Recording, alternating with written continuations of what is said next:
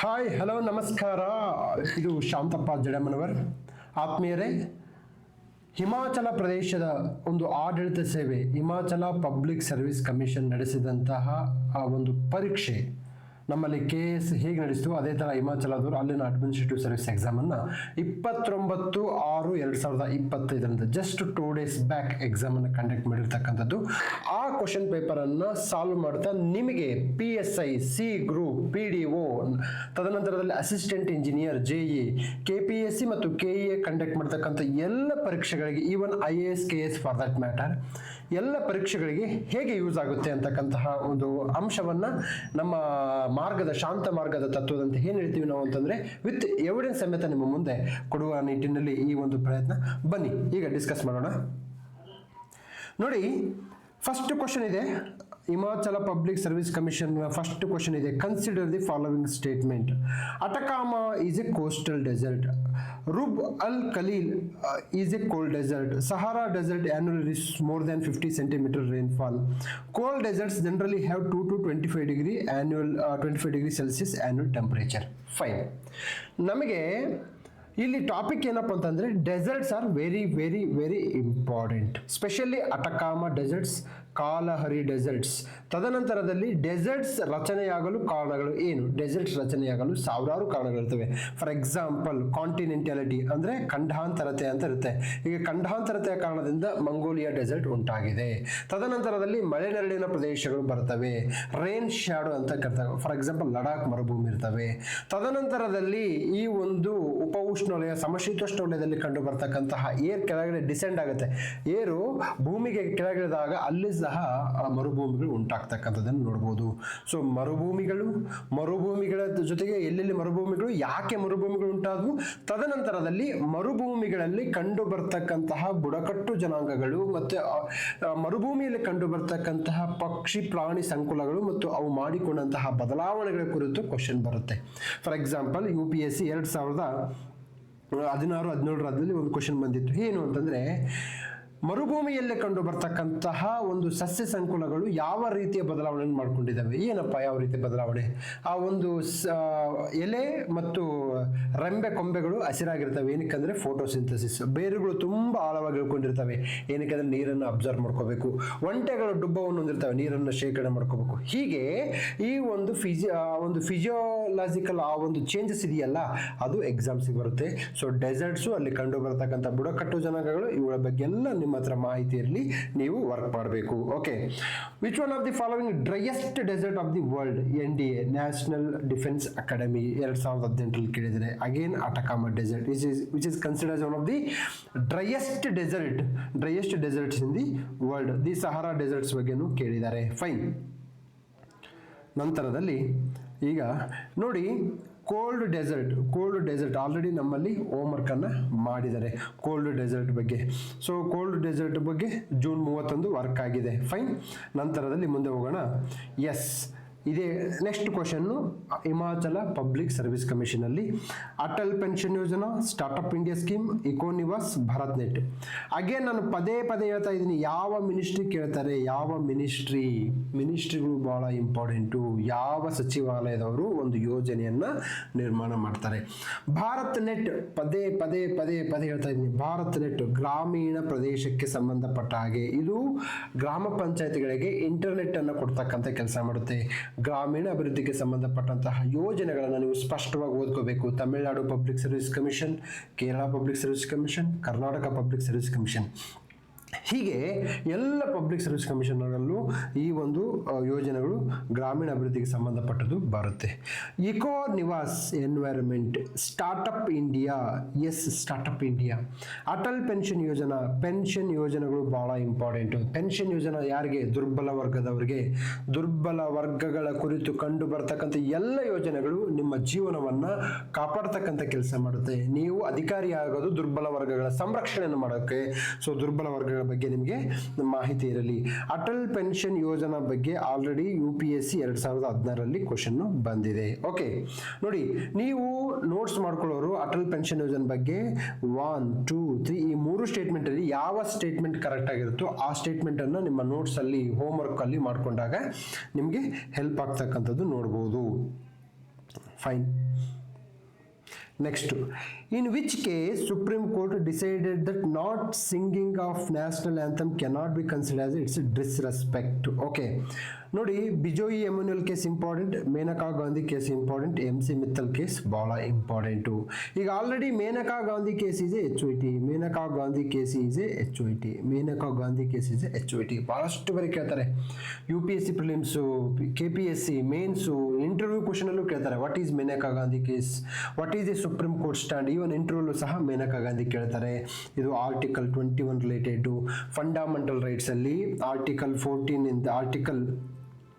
ಇಂದ 32 ಒಳಗಡೆ ನಮಗೆ 19 ಮತ್ತು 21 ಅವು VVIP very very important. We have to give Z plus security. ಓಕೆನಾ, ನೋಡಿ it was held that article 19 and article 21 are not water tight compartments. Article 19 ಮತ್ತು ಆರ್ಟಿಕಲ್ 21 ಎರಡು ಒಂದಕ್ಕೊಂದು ಪೂರಕ ಪ್ರೇರಕವಾಗಿ ಇರಬೇಕು ಅಂತಕ್ಕಂಥದ್ದು ಅಂಶ ಹೇಳುತ್ತೆ.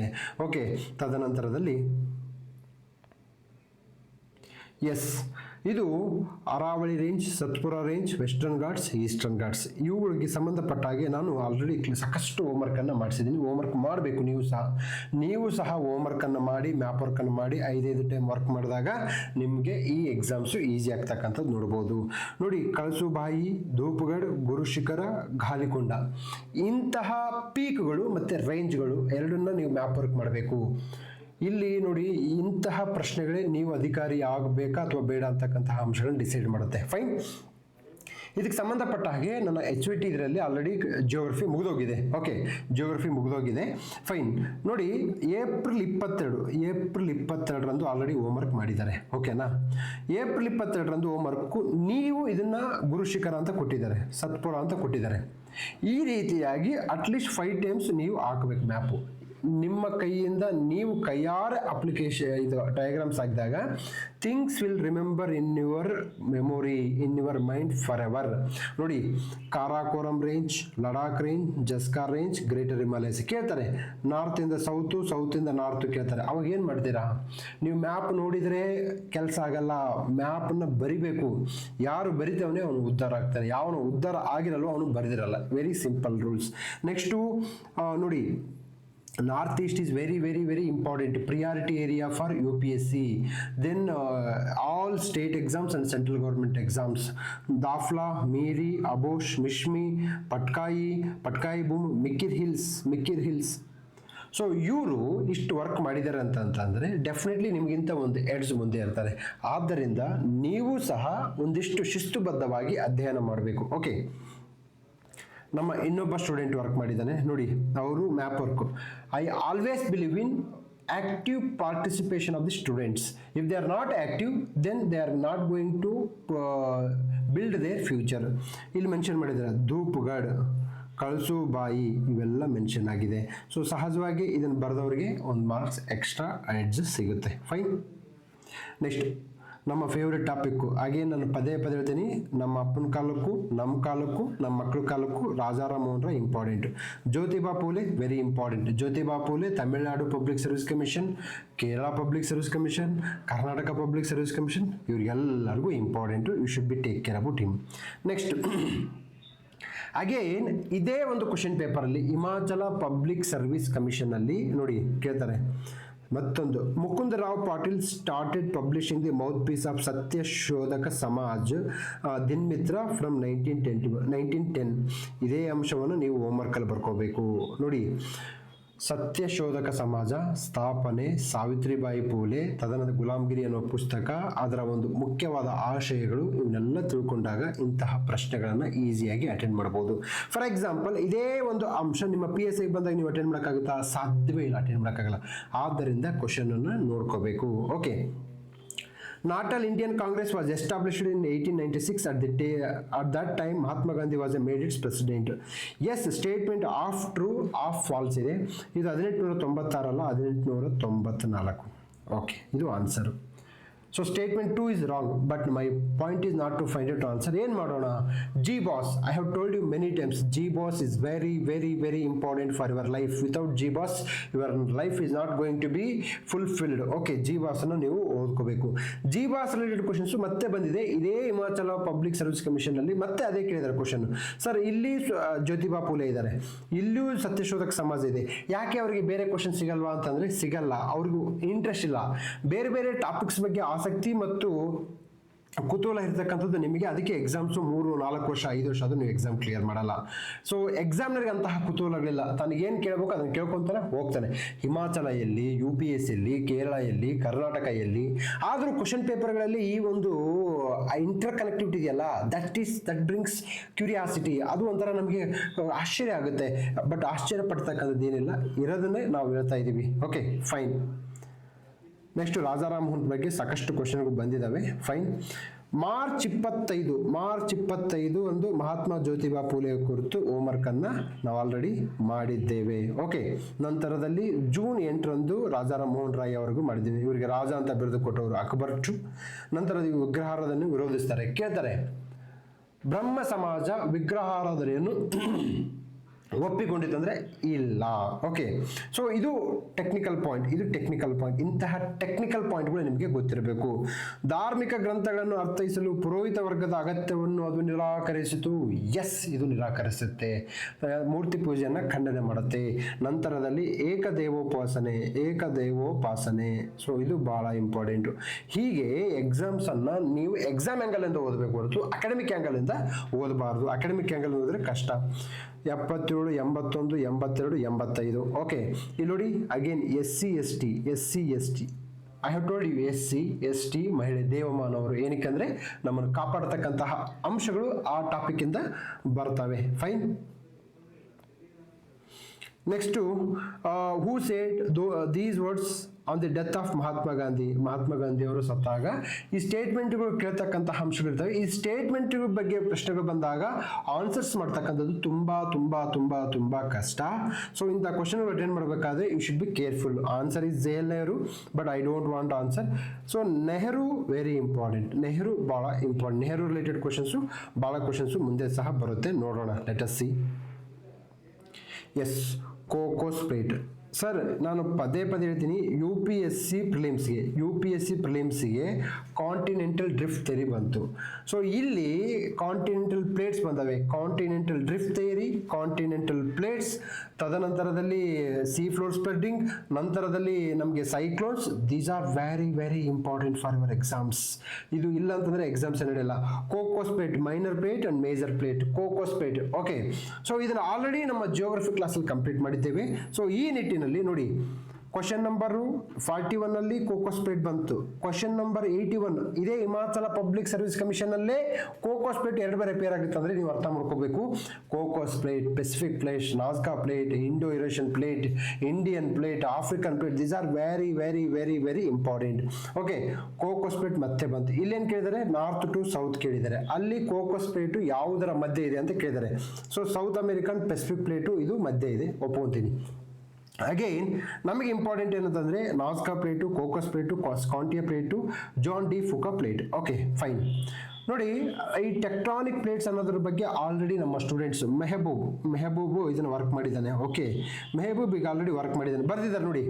Cocos plate, Nazca plate, Scotia plate, then Juan de Fuca plate. Okay, so ಇದು ಯಾವತ್ತಾಗಿದೆ ಸರ್ ಹೋಮ್ವರ್ಕ್ ಅಂತಂದರೆ 12 ಮೇ 2025 ಅಂತ ಹೇಳಿದ್ದೀನಿ ನಾನು. ಇದು ಬರುತ್ತೆ ಪ್ಲೇಟ್ಸ್ಗಳು, ಡಯಾಗ್ರಾಮ್ಸ್ ಹಾಕ್ಕೊಳ್ಳಿ, ಇದ್ರ ಬಗ್ಗೆ ಕಂಟೆಂಟ್ ಬರೀಬೇಕು. ಪ್ಲೇಟ್ ಟೆಕ್ಟಾನಿಕ್ಸ್ ಥಿಯರಿ ಭಾಳ ಇಂಪಾರ್ಟೆಂಟು, ಕಾಂಟಿನೆಂಟಲ್ ಡ್ರಿಫ್ಟ್ ಥಿಯರಿ ಭಾಳ ಇಂಪಾರ್ಟೆಂಟು. ಹೀಗೆ ನಿಮ್ಮ ಪ್ರಿಪ್ರೇಷನ್ನು ಅಕಾಡೆಮಿಕ್ ಆಗಿರಬಾರ್ದು, ಪುಸ್ತಕದ ರೀತಿಯಲ್ಲಿ ಇರಬಾರ್ದು. ಕ್ವಶನ್ ಏನು ಕೇಳ್ತಾನೆ ಅಷ್ಟನ್ನೇ ಓದ್ಕೋಬೇಕು. Cocos and Nazca plates are very important for your exams. So ನೀವು ಸಹ ಮುಂದೆ ಪ್ರಿಪೇರ್ ಆಗ್ತಿದ್ರೆ ಇದು ನಿಮಗೂ ಸಹ ಬರುತ್ತೆ. ಫೈನ್. ನೋಡಿ, ಇಷ್ಟೆಲ್ಲ ಮೆನ್ಷನ್ ಮಾಡಿದ್ದಾರೆ. Okay, major tectonic plates. Next, Baghelkhand region is located to the east of. Baghelkhand ಯಾವುದರ ಪೂರ್ವದ ಭಾಗದಲ್ಲಿದೆ ಅಂತ ಕೇಳಿದ್ದಾರೆ. ಭಾರತದಲ್ಲಿ ಕಂಡು ಬರ್ತಕ್ಕಂತಹ ಮೌಂಟೇನ್ಸ್ಗಳು, ಶಿಖರಗಳು, ನದಿಗಳು, ಜಲಪಾತಗಳು, ಪ್ಲೆಟೂಸ್ಗಳು, ತದನಂತರದಲ್ಲಿ ಇಲ್ಲಿ ಕಂಡು ಬರ್ತಕ್ಕಂಥ ಟ್ರೈಬಲ್ಸ್, ಅಗೇನ್ ಟ್ರೈಬಲ್ಸ್ ಅಂದರೆ Karnataka tribals and north east tribals, that's all. And PYQ tribals, previous year question ಪೇಪರಲ್ಲಿ ಯಾವ ಟ್ರೈಬಲ್ ಗ್ರೂಪ್ ಬಂದಿರುತ್ತೆ ಅವರನ್ನು ಓದ್ಕೋಬೇಕು. ನೋಡಿ, Malwa plateau, Maikala range, Telangana plateau, Chotanagar plateau. So answer is Malwa plateau. Yes. ಈಗ ಪಾಯಿಂಟ್ ಏನಂತಂದರೆ, ನನ್ನ ಆಲ್ರೆಡಿ ಜಿಯೋಗ್ರಫಿ ಕ್ಲಾಸ್ ಮುಗಿದೋಗಿದೆ. ಜಿಯೋಗ್ರಫಿ ಕ್ಲಾಸ್ ಮುಗಿದೋಗಿದೆಯಲ್ಲ, ನಾನು ಆಲ್ರೆಡಿ ಇದನ್ನು ಹೇಳಿದ್ದೆ ಸುಮಾರು 5 times. ಯಾವಾಗಲೂ I believe in high school related work ನಮ್ಮಲ್ಲಿ ಹೋಮ್ವರ್ಕ್ ಕಂಪಲ್ಸರಿ ಮಾಡಬೇಕು. ಸೊ ಈ ಒಂದು ವರ್ಕನ್ನು ಹನುಮಂತ ಅಂತ ನನ್ನ ಸ್ಟೂಡೆಂಟ್ ಇದ್ದಾರೆ, HYT ಗ್ರೂಪಲ್ಲಿ ಹೈ ಯೀಲ್ಡಿಂಗ್ ಟಾಪಿಕ್ ಸೆಕೆಂಡ್ ಬ್ಯಾಚಲ್ಲಿ ಇದ್ದಾನೆ. ಹನುಮಂತ ಆಲ್ರೆಡಿ ವರ್ಕ್ ಮಾಡಿದ್ದಾನೆ. ಸೊ ಅವ್ರದ್ದು ವರ್ಕನ್ನು ನಿಮ್ಮ ಮುಂದೆ ತೋರಿಸ್ತೀನಿ. ನೋಡಿ, this is Malwa plateau, this is Baghelkhand plateau, this is Bundelkhand. So Malwa ಪ್ಲೇಟ್ನ ಇಷ್ಟಲ್ಲಿ ಕಂಡು ಬರುತ್ತೆ. ಯಾರು ಈ ರೀತಿ ವರ್ಕ್ ಮಾಡ್ತಾರೋ ಅಂಥವರಿಗೆ ಏನಾಗುತ್ತೆ ಅಂತಂದರೆ ಈ ಕ್ಲಾಸು ಹೆಲ್ಪ್ ಆಗುತ್ತೆ ಹೊರತು ನಾವು ಸುಮ್ಮನೆ ಬುಕ್ ಹಿಡ್ಕೊಂಡು ಹೋಗಿ ಬುಕ್ಕಿಶಾಗಿ ಬುಕ್ಕದ ಹುಳುಗಳಾಗ್ತೀವಿ ಹೊರತು ಒಂದು ರೀತಿಯಲ್ಲಿ ಮಕರಂದನ್ನು ಹೀರುವ ದುಂಬಿಗಳಾಗಿ ಪರಿವರ್ತನೆ ಆಗಬಾರ್ದು, ಹುಳುಗಳಾಗಿ ಪರಿವರ್ತನೆ ಆಗಬಾರ್ದು. Fine. Yes. Next question, cut motions in parliament. ನೋಡಿ, parliament cut motions. See to move the a proposal to reduce the expenditure budget proposals. ಏನಿದೆ, ಕಟ್ ಮಾಡಬೇಕು. ಸರ್ಕಾರ 100 ಕೋಟಿ ಬೇಕಂತ ಕೇಳುತ್ತೆ. 100 ಕೋಟಿ ಅಮೌಂಟನ್ನು ನಾವು ಕೊಡಲ್ಲ, ವಿರೋಧ ಪಕ್ಷದವರು ಇದನ್ನ ಕಟ್ ಮಾಡುತ್ತೆ. 100 ಕೋಟಿ ಯಾಕ್ರಿ ಬೇಕು, ಒಂದು 80 ಕೋಟಿ ಸಾಕು. ಆ 20 ಕೋಟಿನ ಕಟ್ ಮಾಡ್ತಲ್ಲ, that is called cut motion. Yes, topic is over. But what is the insight? ಇದನ್ನು ಯಾವ ರೀತಿ ಅಧ್ಯಯನ ಮಾಡಬೇಕು ನೆಕ್ಸ್ಟ್ ಅಂತಂದ್ರೆ ಬರೆದಿಟ್ಕೊಳ್ಳಿ. Anything related to the finance is very important for your exams. Point number 1. Point number 2, the weapons, the tools which are present in Lok Sabha. ಲೋಕಸಭೆಯಲ್ಲಿ ಅವಿಶ್ವಾಸ ನಿರ್ಣಯ ಮಂಡಳಿ ಪಾಸ್ ಆಗುತ್ತೆ, ಕಟ್ ಮೋಷನ್ಸ್ ಪಾಸ್ ಆಗುತ್ತೆ, ನಿಲುವಳಿ ಸೂಚನೆ ಆಗುತ್ತೆ. ಲೋಕಸಭೆಗೆ ಮಾತ್ರ ಸೀಮಿತ ಆಗಿರ್ತಕ್ಕಂತಹ ಅಂಶಗಳನ್ನು ನೀವು ಓದ್ಕೋಬೇಕಾಗುತ್ತೆ. ಪಾರ್ಲಿಮೆಂಟ್, ಸಂಸತ್ತು ಎನ್ನುವ ಚಾಪ್ಟರ್ ಮೇಲೆ 1000%, 100% ಅಲ್ಲ, 100,000% ಎಕ್ಸಾಮ್ಸ್ಗೆ ಪ್ರಶ್ನೆಗಳು ಬರುತ್ತೆ. ಅಂಥವ್ನು ಯಾವುದೇ ಕಾರಣಕ್ಕೂ ನೀವು ಮಿಸ್ ಮಾಡಿದರೆ ನೀವು ಆಫೀಸರ್ ಆಗಿ ಸಾಧ್ಯವೇ ಇಲ್ಲ. ಸೊ ಎನಿಥಿಂಗ್ ರಿಲೇಟೆಡ್, ಈಗ ಬ್ರಿಟಿಷರಲ್ಲಿ ಕಂಡು ಬರ್ತಕ್ಕಂಥ ನ್ಯಾಯಾಂಗ ನೀತಿ, ಪತ್ರಿಕಾ ನೀತಿ, ಧಾರ್ಮಿಕ ನೀತಿ, ಹಣಕಾಸು ನೀತಿ, ಈ 4 ನೀತಿಗಳಲ್ಲಿ ಸಕ್ಸಸ್ ಆಗೋ ವ್ಯಕ್ತಿ ಯಾವುದಕ್ಕೆ ಇಂಪಾರ್ಟೆನ್ಸ್ ಕೊಡ್ತಾರೆ ಅಂದರೆ ಹಣಕಾಸು ನೀತಿ ಮತ್ತು ಆರ್ಥಿಕ ನೀತಿಗೆ ಇಂಪಾರ್ಟೆಂಟ್ ಕೊಡ್ತಾರೆ. ಏನಕ್ಕೆ ಅಂತಂದರೆ ಇದು ಎಕ್ಸಾಮ್ಸಿಗೆ ಬರುತ್ತೆ. ನೀವು ನ್ಯಾಯಾಂಗ ಸುಧಾರಣೆಗಳು ಮಾಡ್ಕೊಂತ ಹೋದ್ರೆ ನೀವು ಎಕ್ಸಾಮ್ ಕ್ಲಿಯರ್ ಮಾಡೋಕ್ಕಾಗಲ್ಲ. That is how you have to read. This is how you have to read for exams. So cut motions ಅಂತಂದ್ರೆ related to the money. Anything related to the vitamin M ಅಂದರೆ vitamin money is important for your exams. Fine. Next ನೋಡಿ, books. Mahatma Gandhi ಮತ್ತೆ ಬಂದ. Mahatma Gandhi already ಅಲ್ಲಿದ್ದ. ಅವ್ನು ಬರೇ ಮಹಾತ್ಮ ಗಾಂಧಿ ಸತ್ತೋದಾಗ ಏನು ಹೇಳಿಕೆ ಕೊಟ್ಟರು ಅಂತ ಹೇಳ್ತು, ಅಲ್ಲಿ ಬಂತು. ಇಲ್ಲಿ ಸಹ ಮಹಾತ್ಮ ಗಾಂಧಿ ಬಂದ. That's why G boss is important for your life. Mahatma Gandhi, Nehru ಬಂದ, ಅಂಬೇಡ್ಕರ್ ಬಂದ, ಲಾಲಾ ಲಜಪತ್ ರಾಯ್ ಬಂದ. ಓಕೆ, ನಾನು ಏಪ್ರಿಲ್ 14 ಹೋಮ್ವರ್ಕ್ ಮಾಡಿಸಿದ್ದೇನೆ ಡಾಕ್ಟರ್ BR ಅಂಬೇಡ್ಕರ್ ಕುರಿತು. ಗಿರೀಶ್ ಅನ್ನುವ ವಿದ್ಯಾರ್ಥಿ ನನಗೆ ಹೋಮ್ವರ್ಕನ್ನು ಮಾಡಿ ಕಳಿಸಿದ್ದಾನೆ. ಅವತ್ತೇ ಹೇಳಿದೆ ನಾನು, ಈಗಲೂ ಹೇಳ್ತಿದ್ದೀನಿ, ಈಗಲೂ ಬರೆದಿಟ್ಕೊಳ್ಳಿ. ಡಾಕ್ಟರ್ BR ಅಂಬೇಡ್ಕರ್ ಅವರ ಕುರಿತು ನೀವು ಅವರ ಹೋರಾಟ ಮಾಡಿದಂಥ ಹೋರಾಟಗಳು, ಫಾರ್ ಎಕ್ಸಾಂಪಲ್ ಅವರು ಏನು ಮಾಡ್ತಾರೆ ಅಂತಂದರೆ ಆ ಒಂದು ಕೆರೆ ನೀರನ್ನು ಮತ್ತು ಕಾಲೇಶ್ವರ ಟೆಂಪಲ್ ಒಳಗಡೆ ಸೊ ಆ ಒಂದು ಹೋರಾಟಗಳು ಮಾಡ್ತಾರೆ. ರಾಜಕೀಯ ಪಕ್ಷಗಳು, ರಿಪಬ್ಲಿಕ್ ಪಾರ್ಟಿ ಆಫ್ ಇಂಡಿಯಾ ಪುಸ್ತಕಗಳು ಬರ್ತವೆ. Buddha and is Dhamma, annihilation of caste, ಅವರು ತಂದಂತಹ ಪತ್ರಿಕೆಗಳು. ಫಾರ್ ಎಕ್ಸಾಂಪಲ್ ಮೂಕನಾಯಕ, ಅವರು ಅಟೆಂಡ್ ಆದಂಥ ಸಮ್ಮೇಳನಗಳು, round table conference. So doctor BR Ambedkar related ಏನೇ ಬಂದ್ರೂ ಓದ್ಕೋಬೇಕು. ಏನಕ್ಕೆ ಅಂದರೆ ಎಕ್ಸಾಮ್ಸ್ಗೆ ಭಾಳ important. Okay, fine. Ambedkar related question Himachal public service commission ಅಲ್ಲೇ 2 ಬಾರಿ ಕೇಳಿದ್ದಾರೆ. ಅರ್ಥ ಮಾಡ್ಕೊಳ್ಳಿ. ನೀವು ಇದನ್ನೇ ನಾನು ಪದೇ ಹೇಳ್ತೀನಿ, ಕಾನ್ಸೆಪ್ಟ್ಗಳು ರಿಪೀಟ್ ಒಂದೇ ಕ್ವಶನ್ ಪೇಪರ್ ಆಗ್ತಿದೆ, ಬೇರೆ ಕ್ವಶನ್ ಪೇಪರ್ ಅಲ್ಲ, ಒಂದೇ ಕ್ವಶನ್ ಪೇಪರಲ್ಲಿ. ಇದು 8ನೇ ಕ್ವಶನ್ನು. ತದನಂತರದಲ್ಲಿ 50ನೇ ಕ್ವಶನ್ನು ಸಹ ಅದೇ ಬಂತು. ಏನು, doctor BR Ambedkar was not associate with the independent labour party in India. So ಇಲ್ಲಿ ಅವರ ಪಾರ್ಟಿ ಕೇಳಿದ್ದಾರೆ, ಇಲ್ಲಿ ಅವರ ಪುಸ್ತಕ ಕೇಳಿದ್ದಾರೆ. ಡಾಕ್ಟರ್ BR ಅಂಬೇಡ್ಕರ್ ಯಾವುದು, the Pakistan R the partition of India. C2 ಇರೋದೇನಿದೆ, C2 ಒಂದೇ ಇದೆ, ಮುಗೀತು. ಅಂದರೆ ನೀವು ಇಲ್ಲಿ ಲಾಲಾ ಲಜಪತ್ ರಾಯ್ ಬುಕ್ ಓದುವ ಅವಶ್ಯಕತೆ ಇಲ್ಲ ಅಂತ ಹೇಳ್ತಾ ಇದ್ದಾರೆ ಇಂಡೈರೆಕ್ಟ್ ಆಗಿ. ಲಾಲಾ ಲಜಪತ್ ರಾಯ್ ಅವ್ರಿಗೆ ಇದೊಂದು ಅಂಬೇಡ್ಕರ್ ಗೊತ್ತಾಗ್ಬಿಟ್ಟಿದ್ರೆ ಮುಗಿದೋಯ್ತು. Answer is close. Okay, next 50ನೇದು, doctor BR Ambedkar was not associate with the independent labour party in India. Yes, is associate with. So statement 1 is wrong, statement 1 is incorrect. So statement 2 ನೀವು ಓದೋ ಅವಶ್ಯಕತೆ ಇಲ್ಲ. Kanshiram was associate with the scheduled caste federation in India. ಇದು ಓದುವ ಅವಶ್ಯಕತೆನೇ ಇಲ್ಲ. Okay, statement 2 is correct. Sir, ನಾವು ಕಾಂಶಿರಾಮ್ ಅವ್ರ ಬಗ್ಗೆ ಓದಕ್ಕಾಗುತ್ತಾ? ಸಾಧ್ಯವೇ ಇಲ್ಲ, ಓದಕ್ಕಾಗಲ್ಲ. ಬಟ್ ಅದನ್ನ ಎಕ್ಸ್ಪೆಕ್ಟ್ ಮಾಡ್ತಾ ಇಲ್ಲ ನಿಮ್ಮಿಂದ ಎಕ್ಸ್ಪೆಕ್ಟ್ ಮಾಡ್ತಾ ಇದ್ರು ಡಾಕ್ಟರ್ BR ಅಂಬೇಡ್ಕರ್ ಎಕ್ಸ್ಪೆಕ್ಟ್ ಮಾಡ್ತಾರೆ. ನೀವು BR ಅಂಬೇಡ್ಕರ್ ತದನಂತರದಲ್ಲಿ ಮಹಾತ್ಮ ಗಾಂಧಿ ಬಗ್ಗೆ ಓದ್ಕೊಂಡಿಲ್ಲ ಅಂದರೆ ಎಕ್ಸಾಮ್ಸ್ ಕ್ಲಿಯರ್ ಮಾಡೋಕ್ಕೆ ಆಗಲ್ಲ. ನೋಡಿ, ಏಪ್ರಿಲ್ 14 ಅಂಬೇಡ್ಕರ್ ದಿನಾಚರಣೆದಂದು ನಾನು ಹೋಮ್ವರ್ಕ್ ಮಾಡಿಸಿದ್ದೆ ನಮ್ಮ ಸ್ಟೂಡೆಂಟ್ಸ್ಗೆ, ಗಿರೀಶ್ ಬನ್ಸೋಡೆ ಅಂತೇಳಿ. ಓಕೆ, ಸೊ ಇಲ್ಲಿ ಆಗಿದೆ, ಏನಾಗಿದೆ ಅಂತಂದರೆ ಇವ್ರು ಮೆನ್ಷನ್ ಮಾಡಿದ್ದಾರೆ ನೋಡಿ ಆಲ್ರೆಡಿ ಇವರ ಪ್ರಮುಖ ಕೃತಿಗಳು ಮತ್ತು ಪುಸ್ತಕಗಳು. Okay, Pakistan the partition of India homework ಮಾಡಿದ್ದಾನೆ. ಓಕೆ, ಹೋಮ್ವರ್ಕ್ ಅನ್ನು ಮಾಡಿದ್ದಾರೆ. ನಂತರದಲ್ಲಿ ಇವರು ಇಂಡಿಪೆಂಡೆಂಟ್ ಲೇಬರ್ ಪಾರ್ಟಿ ಅಂತ ಬರೆದಿದ್ದಾರೆ. So this is how it goes. Okay, next, when was the national centre for disaster management established? National disaster management, so ಇದು ಒಂದು ರಾಷ್ಟ್ರೀಯ ವಿಪತ್ತು ಮಂಡಳಿಗಳು, ವಿಪತ್ತು ಅಭಿವೃದ್ಧಿ ಪ್ರಾಧಿಕಾರ. ಇದರ ರಿಲೇಟೆಡ್ ಇದರ ಅಧ್ಯಕ್ಷ ಯಾರಿರ್ತಾರೆ, ಸ್ಕೀಮ್ ಏನಿರುತ್ತೆ, ರಾಜ್ಯದಲ್ಲಿ ಯಾರು ಅಧ್ಯಕ್ಷರು, ಡಿಸ್ಟಿಕ್ ಯಾರು ಅಧ್ಯಕ್ಷರು, ಇದು prelims angle. IAS means KS means angle ಅಂದರೆ ಈಗ ವಿಪತ್ತು ನಿರ್ವಹಣೆಯಲ್ಲಿ ಕಂಡು ಬರ್ತಕ್ಕಂತಹ ಸವಾಲುಗಳೇನು, ಪರಿಹಾರಗಳೇನು, ಇವು ಕಂಡು ಬರ್ತಕ್ಕಂತಹ ಸವಾಲುಗಳು. ಇದು ಮೇನ್ಸ್ ಆಂಗಲ್ ಇಂದ ಬರುತ್ತೆ. ನೀವು ಡಿಸಾಸ್ಟರ್ ಮ್ಯಾನೇಜ್ಮೆಂಟ್ಗೆ ಡಯಾಗ್ರಾಮ್ ಹಾಕಿ ಹೆಲ್ಪ್ ಆಗುತ್ತೆ. ಸೊ ಇದು ಆಲ್ರೆಡಿ ಮಾರ್ಚ್ 22ರಂದೇ NDMA ಕಾರ್ಯಗಳು ಮತ್ತು ಅದರ ಪಾತ್ರವನ್ನು ನಾವು ಹೋಮ್ವರ್ಕ್ ಅನ್ನು ಮಾಡಿ ಮುಗಿಸಾಕ್ಬಿಟ್ಟಿದ್ದೀವಿ. ಸೊ ವಿಚಾರ ಏನಂತಂದ್ರೆ ಎಕ್ಸಾಮ್ಸ್ಗೆ ಏನು ಬೇಕು ಅದನ್ನು ಓದ್ಕೊಳ್ಳಿ, ನಿಮ್ಗೆ ಏನು ಬೇಕು ಅದನ್ನು ಓದ್ಕೋಬೇಡಿ. ಫೈನ್. ನೆಕ್ಸ್ಟ್ ಬಂತು ಟಾಪಿಕ್, ಬಂತು ಕರೆಂಟು ಬಂತು ಅಂತಾರಲ್ಲ, ಅದೇ ರೀತಿಯಾಗಿ ಬಂತು ಇನ್ಫ್ಲೇಷನ್ ಬಂತು. ಹಣದುಬ್ಬರ ಅಂದರೆ ಹೆಚ್ಚು ಹಣ ಕಡಿಮೆ ವಸ್ತುಗಳು. ಸೊ ಡಿಮ್ಯಾಂಡ್ ಪುಲ್ ಇನ್ಫ್ಲೇಷನ್, ತದನಂತರದಲ್ಲಿ ಕಾಸ್ಟ್ ಪುಷಿಂಗ್ ಇನ್ಫ್ಲೇಷನ್. ಒಂದು ವಸ್ತುವಿನ ಬೆಲೆ ಜಾಸ್ತಿ ಆದಾಗ ಹಣದುಬ್ಬರ ಆಗುತ್ತೆ. ತದನಂತರದಲ್ಲಿ ಒಂದು ವಸ್ತುವಿಗೆ ಬೇಡಿಕೆ ಜಾಸ್ತಿ ಆದಾಗ ಅದ್ರೂ ಸಹ ಬೆಲೆ ಜಾಸ್ತಿ ಆಗುತ್ತೆ. ಒಂದು ವಸ್ತುವಿನ ಉತ್ಪಾದನಾ ಕಚ್ಚಾ ವಸ್ತುಗಳ ಬೆಲೆ ಜಾಸ್ತಿ ಆದಾಗ ಆ ವಸ್ತುವಿನ ಮೂಲ ಬೆಲೆ ಜಾಸ್ತಿ ಆಕ್ಕಂತ ಹೋಗುತ್ತೆ. So inflation related wholesale price index, CPI, head inflation, food inflation, ತದನಂತರದಲ್ಲಿ ಇನ್ಫ್ಲೇಷನ್ ಕಂಟ್ರೋಲ್ ಮಾಡೋಕ್ಕೆ RBI ತೆಗೆದುಕೊಂಡಂಥ ಕ್ರಮಗಳು ಏನು ಇಂಪಾರ್ಟೆಂಟು ನೋಡಿ. ಫುಡ್ ಇನ್ಫ್ಲೇಷನ್ ಅಂದರೆ ಫುಡ್ ಇನ್ಕ್ಲೂಡ್ ಇರುತ್ತೆ. ಕೋರ್ ಇನ್ಫ್ಲೇಷನ್ ಅಂದರೆ food and fuel. Core inflation ಅಂದರೆ ಆಹಾರ ಮತ್ತು ಇಂಧನವನ್ನು ಬಿಟ್ಟು ಕಂಡು ಬರ್ತಕ್ಕಂತಹ ಇನ್ಫ್ಲೇಷನ್, ಅದು core inflation. Wholesale price index, ಇಲ್ಲಿ ಸರ್ವಿಸ್ ಕೌಂಟ್ ಆಗಲ್ಲ. Consumer price index for urban, consumer price index for rural, consumer price index for agriculture labour, consumer price index for rural, ಇವೆಲ್ಲ ಕಂಡು ಬರ್ತಕ್ಕ. NSSO ಏನು ಮಾಡುತ್ತೆ, ಇವು ಬಹಳ important. Weekly report, monthly report, ಇವೆಲ್ಲವೂ ಕೇಳಿದ್ದಾರೆ ಎಕ್ಸಾಮ್ಸ್ಗೆ. 200% ನೀವು ಯಾವ ಎಕ್ಸಾಮ್ಸ್ ಮುಂದೆ ಬಂದ್ರು ಇದನ್ನು ಕೇಳ್ತಾವ್ರೆ. This is called theme. Inflation is a theme. ನೋಡಿ, ಇನ್ಫ್ಲೇಷನ್ ಅನ್ನೋ ಕ್ವಶನ್ ಎಷ್ಟು ಬೇರೆ ರಿಪೀಟ್ ಆಗಿದೆ ಮತ್ತೆ ಚೆಕ್ ಮಾಡೋಣ. ಸ್ಟ್ಯಾಗ್ಫ್ಲೇಷನ್ ನೋಡಿ 16, ತದನಂತರದಲ್ಲಿ 34ನೇದು ಇನ್ಫ್ಲೇಷನ್ ರಿಲೇಟೆಡ್ ಕಾನ್ಸೆಪ್ಟ್ ಬಿಟ್ಟರೆ ಬೇರೆ ಏನಿಲ್ಲ. ಸ್ಟ್ಯಾಗ್ಫ್ಲೇಷನ್ ಅಂದರೆ ಸ್ಟಾಗ್ನೆಂಟ್. ಇಲ್ಲಿ ಏನಾಗ್ತಿದೆ ಅಂತಂದ್ರೆ ಗ್ರೋತ್ ಆಗ್ತಾ ಇಲ್ಲ, ಎಕಾನಮಿಕ್ ಗ್ರೋತ್ ಆಗ್ತಿಲ್ಲ, ಅನ್ಎಂಪ್ಲಾಯ್ಮೆಂಟ್ ಜಾಸ್ತಿ ಇದೆ, ಇನ್ಫ್ಲೇಷನ್ ಜಾಸ್ತಿ ಇದೆ. ಈ ಕಾನ್ಸೆಪ್ಟ್ ನ ಸ್ಟ್ಯಾಗ್ಫ್ಲೇಷನ್ ಅಂತ ಅಂತಾರೆ. Okay, stagflation. ಫೈನ್. ನಂತರದಲ್ಲಿ 36ನೇದು question, operation twist by RBI is a high yielding topic. RBI related ಎಲ್ಲದನ್ನು ಓದ್ಕೋಬೇಕು. ಆದರೆ ನೀವು ಯಾವುದೇ ಕಾರಣಕ್ಕೂ ಈ ಪ್ರತಿ ದಿವಸ ಬರೋ ಕರೆಂಟ್ ಅಫೇರ್ಸ್ ಓದಬೇಡಿ. RBI ರಿಲೇಟೆಡ್ ಬೇಸಿಕ್ ಕಾನ್ಸೆಪ್ಟ್ ನ ಓದ್ಕೊಳ್ಳಿ.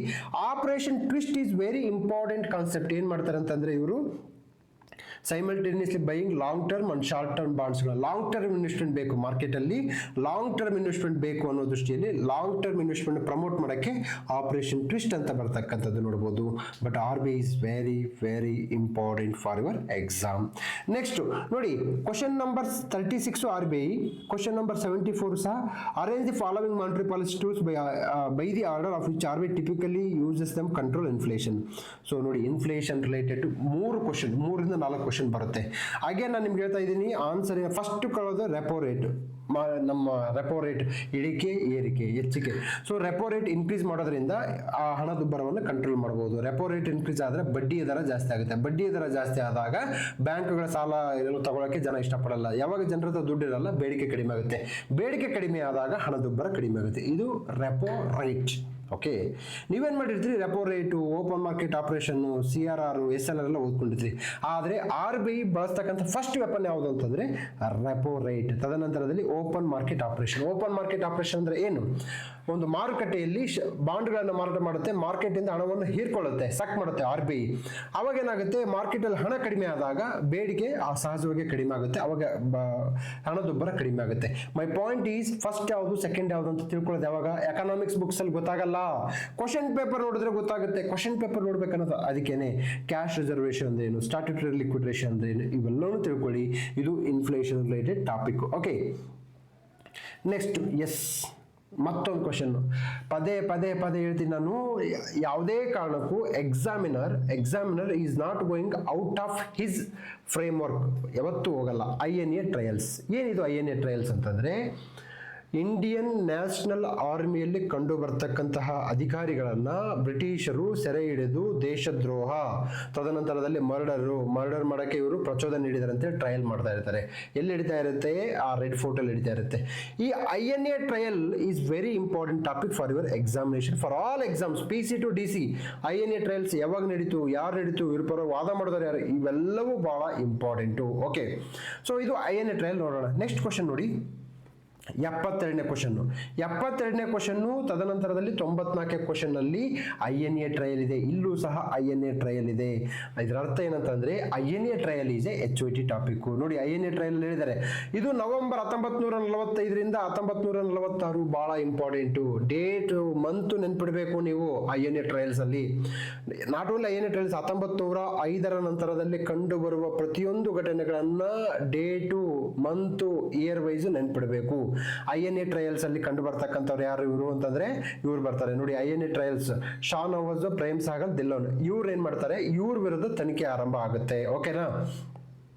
ನಂತರದಲ್ಲಿ ಇಲ್ಲಿ ನೋಡಿ, ಬಹಳ ಇಂಪಾರ್ಟೆಂಟು. ಓಕೆ, ಬಹಳ ಇಂಪಾರ್ಟೆಂಟ್ ಅಂತಂದ್ರೆ ಕಲೋನಿಯಲ್ ಪ್ರೇಮ್ ಸಹಗಲ್, ಗುರುಬಕ್ಷ ಸಿಂಗ್, ತದಂದ್ರೆ ಶಹನವಾಜ್ ಖಾನ್, ಇವ್ರ ಪರವಾಗಿ ವಾದ ಮಾಡ್ತಕ್ಕಂಥವ್ರು ಯಾರು? INA ಪರವಾಗಿ ವಾದ ಮಾಡ್ತಕ್ಕಂಥವ್ರು ಯಾರಪ್ಪ ಅಂತಂದ್ರೆ ಜವಾಹರ್ಲಾಲ್ ನೆಹರು, ಗುಲಾಬಾಯಿ ದೇಸಾಯಿ, ಆಸಫ್ ಅಲಿ, ತೇಜ್ ಬಹದ್ದೂರ್ ಸಪ್ರು, ಕೈಲಾಶನಾಥ್ ಕಟ್ಜು. ನೆಕ್ಸ್ಟ್ ಎಕ್ಸಾಮ್ಸ್ ಅಲ್ಲಿ INA ಟ್ರಯಲ್ ಅಲ್ಲಿ ಭಾರತೀಯರ ಪರವಾಗಿ ವಾದ ಮಾಡಿದಂತಹ ಲಾಯರ್ಗಳು ಇವ್ರುಗಳಲ್ಲಿ ಯಾರು ಅಂತ 4 ಜನ ಕೇಳ್ತಾರೆ. ಇದು ನೀವು INA ಟ್ರಯಲ್ ಇಂಪಾರ್ಟೆಂಟ್ ಅಂತ ಗೊತ್ತಿದಾಗ ಮಾತ್ರ ಇದನ್ನು ಹೇಳಕ್ ಸಾಧ್ಯ ಬರುತ್ತೆ, ಇಲ್ಲ ಅಂದ್ರೆ ಹೇಳಕ್ ಸಾಧ್ಯವೇ ಇಲ್ಲ. ಸೊ ಇವೆಲ್ಲ ಟೆಕ್ನಿಕಲ್ ಪಾಯಿಂಟ್ಸ್. INA ಟ್ರಯಲ್ 1945ರಿಂದ 1946ರವರೆಗೆ ನಡೀತಕ್ಕಂತಹ ಅಂಶ ಆಗಿದೆ. ಸೊ ನಂತರದಲ್ಲಿ ಕಂಡು ಬರ್ತಕ್ಕಂಥದ್ದು again inflation will come in to your exam, otherwise you will never going to do this thing. Okay, ಅದೇ ಸೇಮ್ ಕ್ವಶನ್ ಆಗಿದೆ. Okay, fine.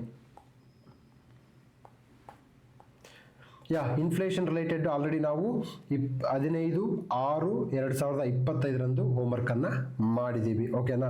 So inflation related ನಮಗೆ ಕ್ವಶನ್ಸ್ RBI ಬರ್ತಕ್ಕಂಥದನ್ನ ನೋಡ್ಬೋದು. RBI ಓಕೆ, ಏನೇನು ಮಾಡುತ್ತೆ, ಏನ್ ಕತೆ ಅಂತ ಇವೆಲ್ಲ ನೋಡ್ಬೋದು. ಓಕೆ, ನೆಕ್ಸ್ಟ್ ನಮ್ಮ HOT, ಮೋಸ್ಟ್ ಇಂಪಾರ್ಟೆಂಟ್ HOT ಯಾವ್ದಪ್ಪ? Ramsar sites. Yes sir, Ramsar sites are very very important. I have told you many times. ಏನಂತಂದ್ರೆ ನಾರ್ತ್ ಈಸ್ಟ್ ಅಲ್ಲಿ ಕಂಡು ಬರ್ತಕ್ಕಂಥ ರಾಮ್ಸರ್ ಸೈಟ್ಸ್ ಯಾವತ್ತೂ ಮರಿಬಾರ್ದು. ನಾರ್ತ್ ಈಸ್ಟ್ ಅಲ್ಲಿ ಸಿಕ್ಕಿಂ ಬರುತ್ತೆ. ಸ್ಟೇಟ್ಮೆಂಟ್ 3 ನೋಡಿ, ಕೆಚಲೋ ಪಲ್ರಿ Ramsar site is in Tamil Nadu. ಈ ಸ್ಟೇಟ್ಮೆಂಟ್ ಒಂದು ರಾಂಗ್ ಇದು. ಓಕೆನಾ? ಈ ಸ್ಟೇಟ್ಮೆಂಟ್ ರಾಂಗ್ ಆದ್ರೆ 1, 2 ಹೋಯ್ತು. ಏನಕ್ಕೆ ಅಂತಂದ್ರೆ ಈಸ್ಟ್ ರಾಮ್ಸರ್ ಸೈಟ್ ಕಂಡು ಬರ್ತಕ್ಕಂಥದ್ದು ಸಿಕ್ಕಿಮಲ್ಲಿ. ಸರ್, ಎಲ್ಲ ಸ್ಟೇಟ್ನ ನಾವು ರಾಮ್ಸರ್ ಸೈಟ್ ನೆನ್ಪಿಡಕ್ಕೆ ಸಾಧ್ಯವಿಲ್ಲ. Udhwa lake is first Ramsar site in Jharkhand. ನನಗೆ ಗೊತ್ತಾ? ದೇವರನಿಗೂ ಗೊತ್ತಿಲ್ಲ. ಬಟ್ ನಾರ್ತ್ ಈಸ್ಟ್ ಅಲ್ಲಿ ಕಂಡು ಬರ್ತಕ್ಕಂತಹ ರಾಮ್ಸರ್ ಸೈಟ್ ನೆನ್ಪಿಡಬಹುದು, 100% ನೆನ್ಪಿಡಬಹುದು. ಟೋಟಲ್ ಎಷ್ಟು ರಾಮ್ಸರ್ ಸೈಟ್ಸ್ ಇದೆ ಅಂತೇಳಿ ಅದನ್ನು ನೆನ್ಪಿಡಬಹುದು. So statement 1 is correct. Automatically statement 1 is correct ಆಗುತ್ತೆ. Okay, World Wetland Day 2025 was organized and celebrated at Sundarbans in West Bengal. It is not Sundarbans, it was Indore. So Ramsar sites ಬಗ್ಗೆ current affairs ಏನಿದೆ ಅದನ್ನು ಓದ್ಕೊಳ್ಳಿ. Ramsar sites north east ಅಲ್ಲಿ ಏನಿದೆ ಅದನ್ನು ಓದ್ಕೊಳ್ಳಿ. ಈ ವರ್ಷ ಯಾವ ಆ್ಯಡ್ ಮಾಡಿದೆ ಅವನು ಓದ್ಕೊಳ್ಳಿ. ಕರ್ನಾಟಕದ ಯಾವ ರಾಮ್ಸರ್ ಸೈಟ್ಸ್ ಇದೆ ಅದನ್ನು ಓದ್ಕೊಳ್ಳಿ. ಇದನ್ನು ಬಿಟ್ಟು ಇರಾಬರ 92 ರಾಮ್ಸರ್ ಸೈಟ್ಸ್ ಓದ್ಕೊಂಡ್ರೆ you will be in a trouble. You will never and ever going to clear the exam. Next ಇದೇ ಕ್ವಶನ್ ಪೇಪರ್ ಅಲ್ಲಿ ಮತ್ತೊಂದು, which of the following cities in India is a wetland accredited city under Ramsar convention. So ಇದು answer is A. So Ramsar ಸೈಟ್ಸ್ಗೆ ಸಂಬಂಧಪಟ್ಟ ಹಾಗೆ question 2 ಬಂದಿದ್ದಾವೆ. Already April 22ರಂದು ನಾವು Ramsar sites ಕುರಿತು ಹೋಮ್ವರ್ಕ್ ಅನ್ನ ಮಾಡಿದ್ದೇವೆ. This is how it goes. So this is all about today's class and will meet in the next class. Thank you.